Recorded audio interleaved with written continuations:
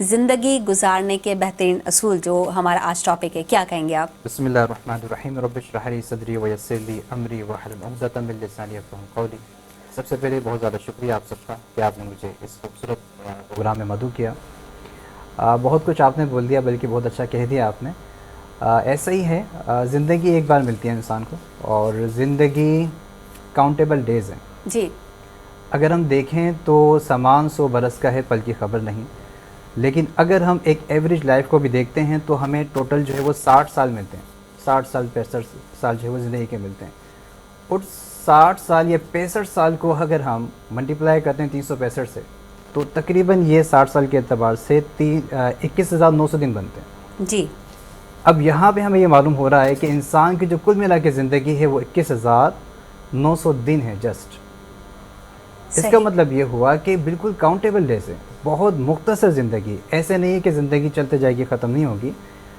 اب جب یہ معلوم ہو گیا کہ ہمیں زندگی بہت مختصر مل رہی ہے تو اس کو پلان کرنا ضروری ہے۔ جی، منصوبہ بندی کے ساتھ اگر ہم چلیں گے تو انشاءاللہ تبارک و تعالی جب ہمارا آخری وقت ہوگا، یعنی زندگی جب ہم گزار دیں گے، تو ہمیں افسوس نہیں ہوگا کہ ہم نے زندگی کو، جو ہمیں قیمتی چیز ملی تھی، اس کو ہم نے ضائع کر دیا۔ صحیح۔ اب کس طرح سے ہم اس کو بیلنس کر سکتے ہیں، کس طرح سے ہم اس کو پلان کر سکتے ہیں، تمام چیزوں کو ہم جو ہے مد نظر رکھیں۔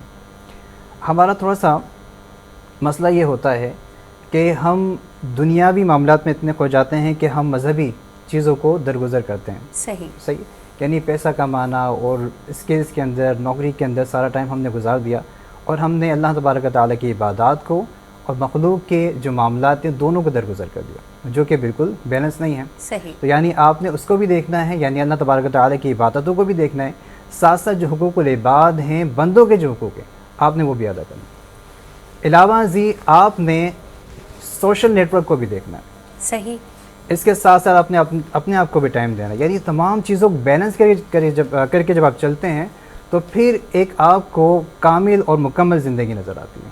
سبحان اللہ، دیٹ از بہترین۔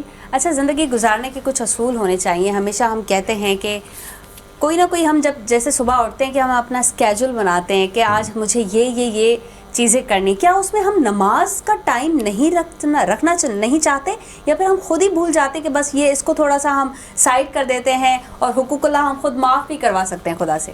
ہاں، بہت زیادہ اہم بات کی۔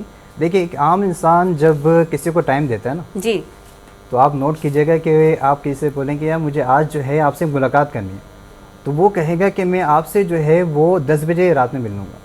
لیکن ایک جو عبادت گزار بندہ ہوتا ہے نا، وہ جب کسی کو ٹائم دیتا ہے تو وہ کس طرح ٹائم دیتا ہے؟ وہ کہتا ہے کہ میں آپ سے نا ظہر کے بعد ملوں گا، میں آپ سے عصر کے بعد ملوں گا۔ یعنی اس کے جو دنیاوی جو معاملات ہیں اس کے اندر بھی تمام یہ عبادات جو ہے شامل ہو جاتی ہیں۔ سبحان اللہ۔ تو یہ ہے کہ جب آپ دین کو اپنے اندر سمو لیتے ہیں، آپ کے اندر سما جاتا ہے، تو وہ آپ کے ظاہر میں بھی نظر آنا شروع ہو جاتا ہے۔ آپ کے جو دنیاوی معاملات ہیں اس کے اندر بھی دین جو ہے وہ بالکل ظاہری طور پہ نظر آتا ہے۔ بالکل۔ اور دین ہمیں کتنی تلقین کرتا ہے؟ کاشف صاحب، آپ ہمیں یہ بتائیں کہ عبادات کو چھوڑنا گناہ ہے، بلکہ کتنا بڑا گناہ ہے، یہ آپ تھوڑا سا ڈیفائن کریں۔ عبادات جو ہے وہ بالکل آپ کی زندگی کا اہم ترین جو ہے وہ رکن ہے۔ جی، یعنی آپ سب چیزوں کو پلان کرتے ہیں لیکن عبادات کو پلان نہیں کرتے۔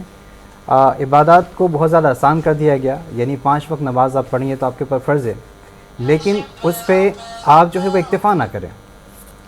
جی، وہ جو 5 وقت جو آپ کی نماز ہے اس کے اندر آپ اکتفا نہ کریں، ٹھیک ہے؟ دیکھیں، مثال کے طور پر ایک بات مجھے ایک بندے نے بہت اچھی سمجھائی، ایک عام سا بندہ تھا، جی، لیکن اس نے مجھے زندگی کا اتنا بڑا درس دے دیا۔ اللہ تبارک و تعالیٰ سے خوش رکھے، شاد رکھے، آباد رکھے۔